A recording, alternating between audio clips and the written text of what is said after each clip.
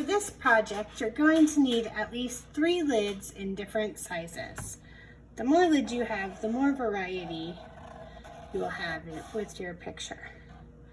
You're going to very carefully trace the lids onto your paper to make circles. To get a good tracing, you push your pencil up against the edge of the lid and slowly and carefully turn it around, making sure you are lightly pushing against the lid. Try to hold your pencil at the same angle all the way around so that just the lead is touching the paper. All right, and oh, there's a little mess on my paper, but don't worry, that will go away. We are going to start shading these shapes. I'm going to show you on this small one the technique, and then I'll show you on these 2 larger ones with crayons.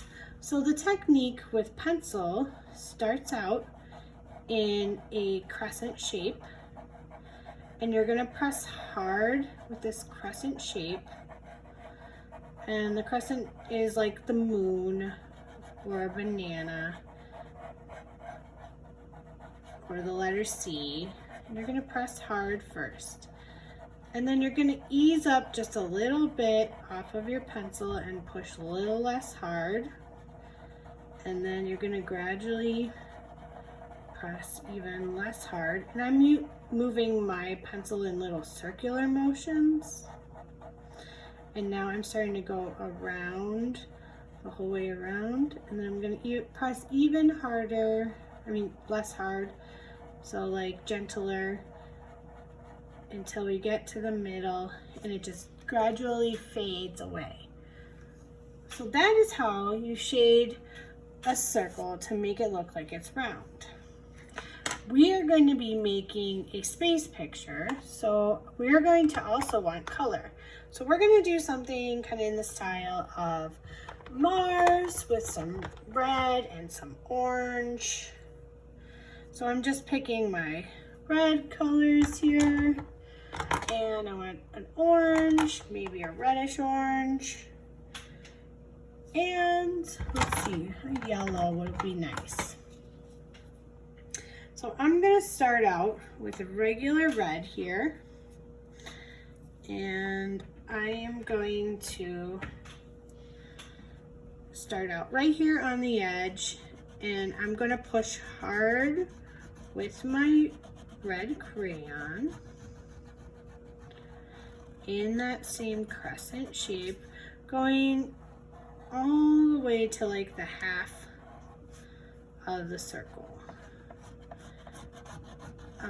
So see how my crescent extends to the half of the circle? And then I'm gonna keep pushing hard with my crayon. I'm gonna ease up with a little bit of my pressure, a little bit less.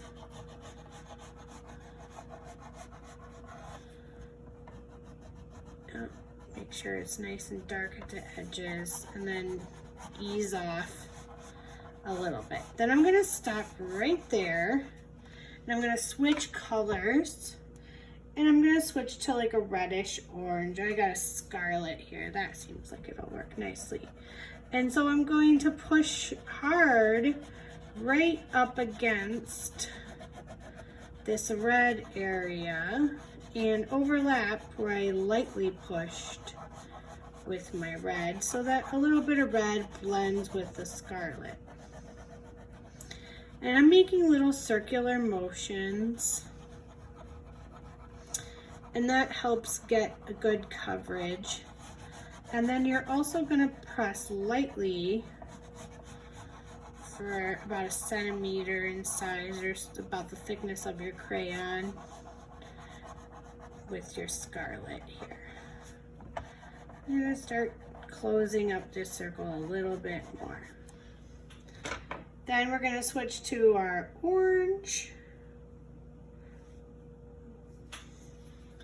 and overlap our scarlet with our orange.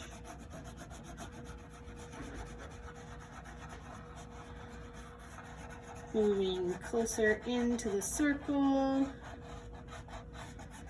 pressing hard and smearing those colors together so you get a really nice gradation of color. These colors blend together well because they're beside each other on the color wheel, so they work nicely to blend into each other because they are essentially, they're related to one another. So I'm going to lightly add a little extra orange here to help me blend to my yellow. And then my last color is going to be yellow. And I'm going to overlap my orange, my light orange area here. And I'm going to actually almost fill it all the way into the circle. I'm going to leave a little tiny bit of that circle blank, so it looks like it's got a lot of light shining on it right there. And that is how you shade with crayon. And you could definitely go back and adjust and get it just the way you like it. You can press harder, and so there's no little white areas showing. That really helps to make the effect. Is the neater and the more careful you are, the less paper that's showing, the more this really tricks the eye into being a believable three-dimensional shape. So yeah, any of these little white areas, the tooth of the paper is what it's called, showing, if you blend that together, it's just gonna look that much more professional. Now we can do the same thing with any color that's beside each other on the color wheel, or beside each other on the rainbow, but I'm going to pick a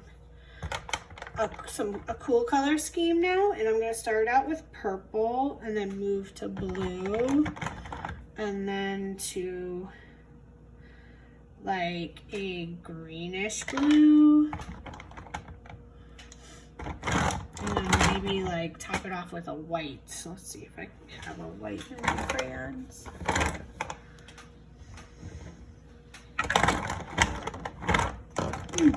I don't seem to see one right now, but that's okay.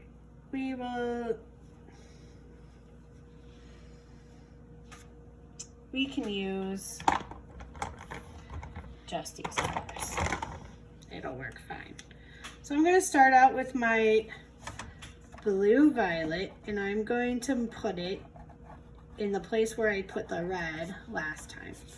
And I'm going to make my crescent shape.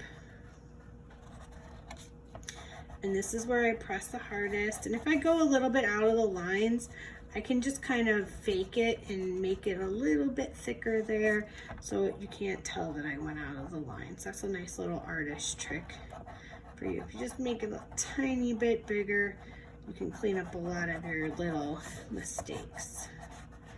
But of course, it is easier to just not make them, to go slowly and carefully and not make them in the first place. I'm just gonna very carefully color right here.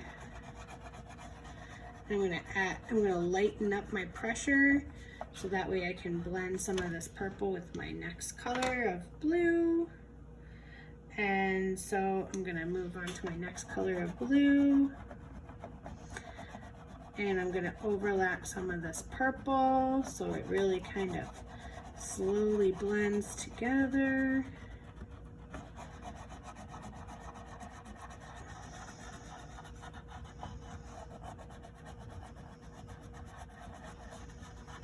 And I'm going to ease up a little bit.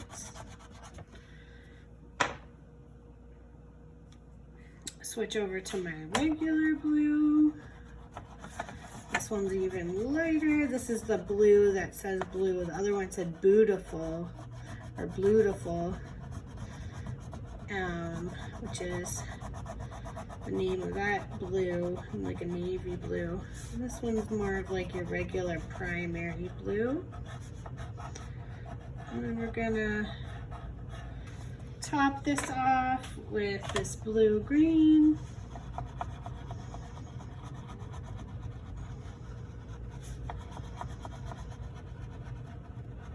These really start to look like planets now. This will absolutely work on black paper. So if you have black construction paper and you want to do this on black construction paper, you absolutely can. And your white crayon and your yellow crayon will really work nicely with that.